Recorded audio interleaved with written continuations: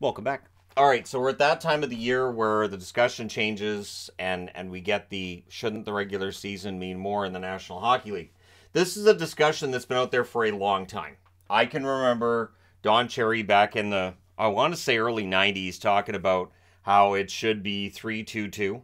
The home team with home ice advantage gets the first 3 games, and then you go on the road for 2 and you come home for the final 2. And at one point, the NHL tried a 2-3-2 system that lasted for a year, and then it got turfed. Because road teams, all they need to do is get a split on the road, and then if you don't lose at home, you win. And so it really it favored the lower seeds, and it went by the wayside very, very quickly.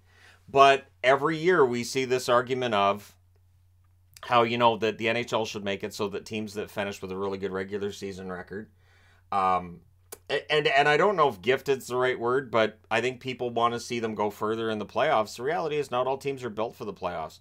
I'm wearing Boston for this. I know people will say, well, he should have worn Toronto because Toronto's on the board 4 times.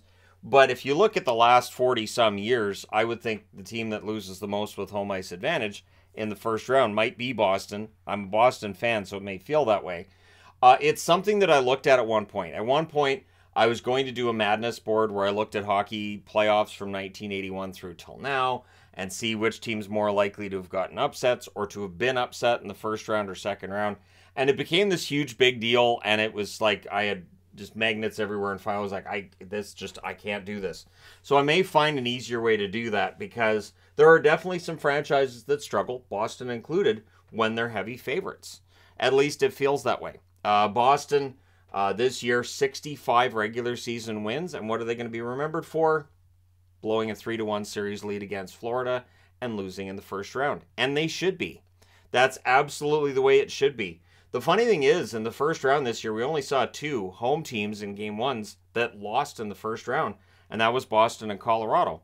So despite all the chaos of home teams not winning games in that first round, we only had 2 that were considered really upsets, right?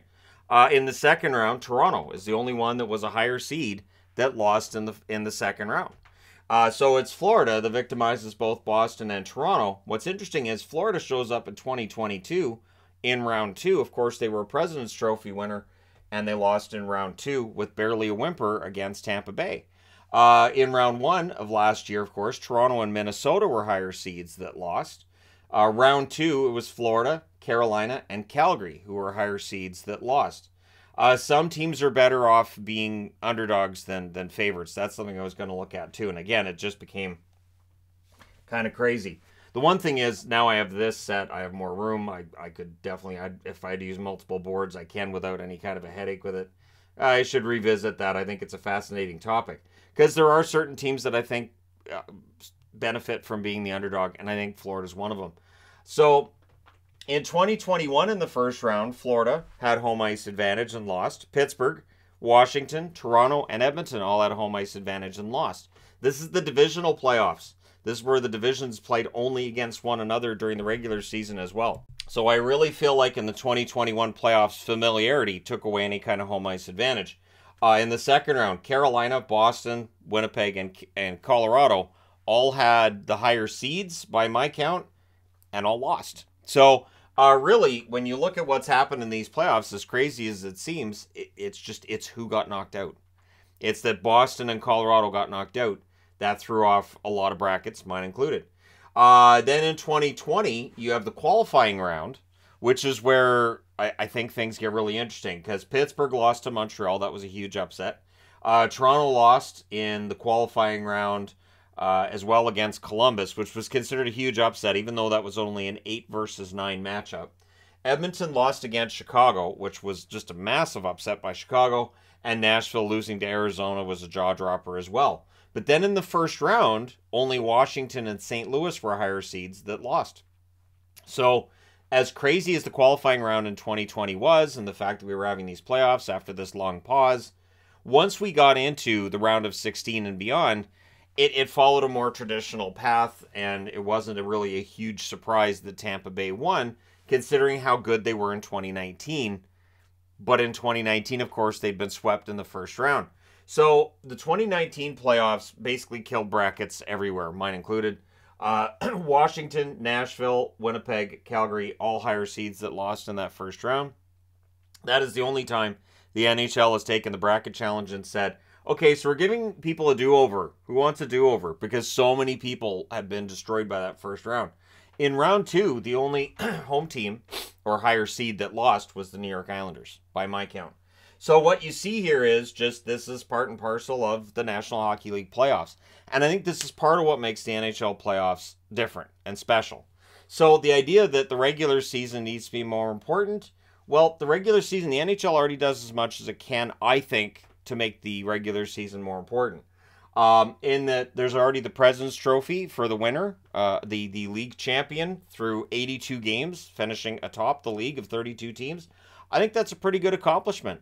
And I said, as the season wore on, that I was just enjoying the ride as a Boston fan because I knew in the playoffs it was a whole other beast. And I did. I enjoyed those wins. But, again, winning the President's Trophy, I think, is an accomplishment. The President's Trophy curse, as is deemed, of course. And now we're a decade into it. So, as much as people want to say that the President's Trophy's curse isn't a thing, and I don't believe in curses, the reality is until a President's Trophy winner wins it again, it is going to be a talking point. But the reality is that that's a regular season trophy the NHL came up with to try to, prop up the team that finishes first overall. I don't think the NHL had any vision of what would happen with it. I think if the NHL knew how people would view it, decades later, maybe they would have rethought it. They also do the awards voting for most awards after the playoffs. There's one I think that's after the first round of the playoffs, but the playoffs do not affect awards voting. It is regular season awards. So whether it's the Coach of the Year, whatever it is, the awards get voted on after the regular season is done. 16 of 32 teams making the playoffs now, I think, are proof enough the regular season matters. You got half the league missing the playoffs. The thing that I find entertaining with this is that you'll see people arguing that, the regular season should mean more. And then some of these same people saying, well, why don't we have more play-ins? Why don't we get more teams into the playoffs? The NHL should make it so that you have this play-in. Like the NBA has this. This is a great thing. And look at baseball with the wild card. 16 of 32 teams making the playoffs is fine. I think 16 of 32 teams making the playoffs is good. I think the idea that, well, there's good teams that miss the playoffs, so shouldn't we expand it? No. I think the league is better off having good teams miss the playoffs than having mediocre teams in the playoffs. And if you expand the playoffs, you are allowing for, there's the possibility that one of those higher seeds loses. And then if you're a fan of a team that finished 7th in the conference but lost in one of those play-ins, you're going to be pretty salty about it.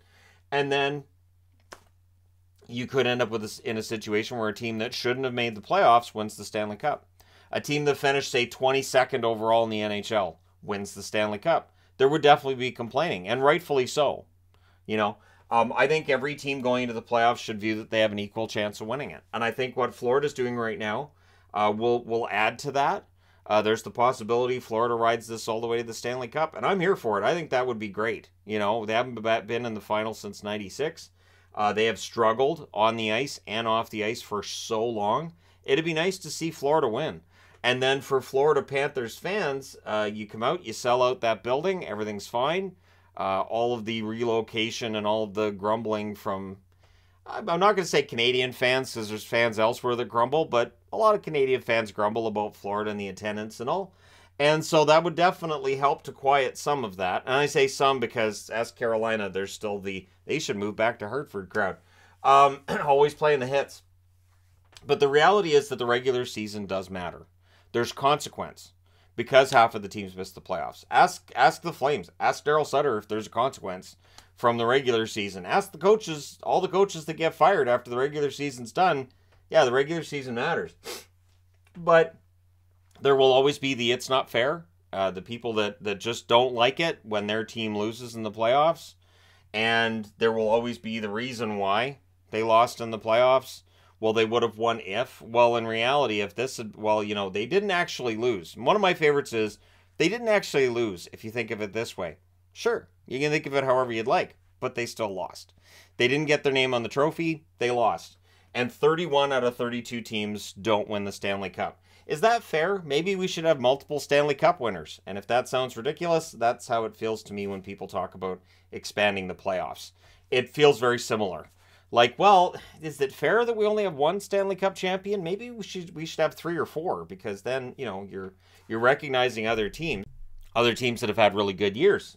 And I just no. And I'm old enough to remember too, when the first round of the playoffs was a best of 5 affair, and it was expanded from best of 5 to best of 7. Why?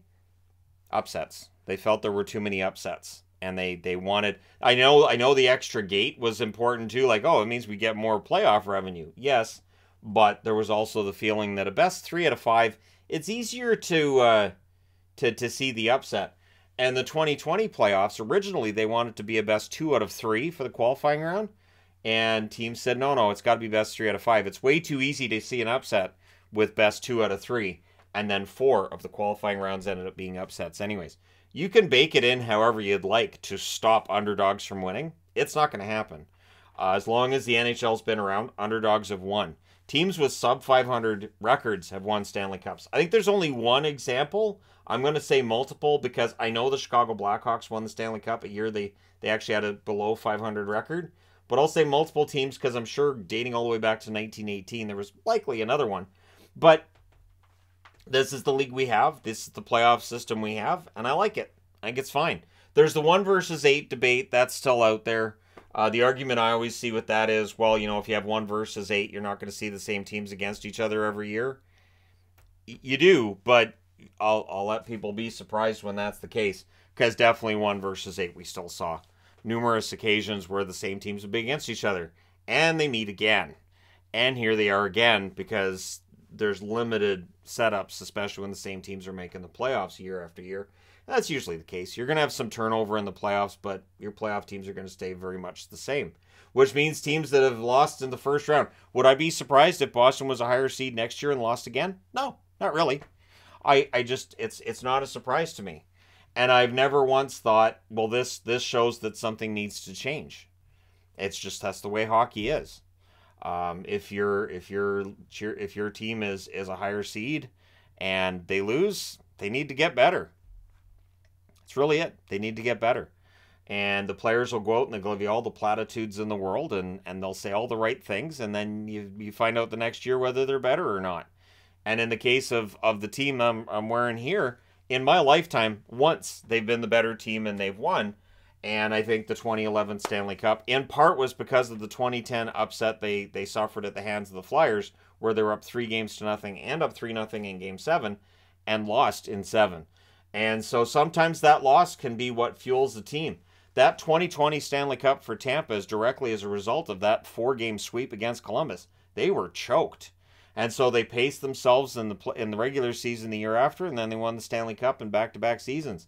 I think what we're seeing with Florida right now, yes, the Tkachuk trade made a big difference, but there are a lot of guys there in the Florida lineup who were in that lineup last year when they got knocked off in the second round, seemingly with ease. And so they're going to want, you know, some measure of payback for that. And they were a President's Trophy winner last year. Florida's a really good team. So there's that side of it as well. But let me know your thoughts in the comment section below, as always. If you want to argue that the regular season should mean more, then by all means, let me know in the comment section below. Don't forget to hit like and subscribe if you're browsing your way through. You just happened upon this video.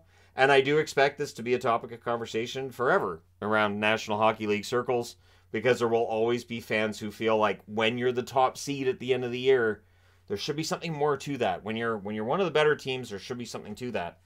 And it's not the case. Just not the case. Even, you know, some of the best dynasties in the NHL have suffered trips in the playoffs, because that's how the NHL playoffs are. You can't rule any team out. It's very hard to predict. But let me know your thoughts. Hit like and subscribe if you're browsing your way through. You just happened upon this video. Thank you guys so much for watching, for all your support. I will talk to you again soon.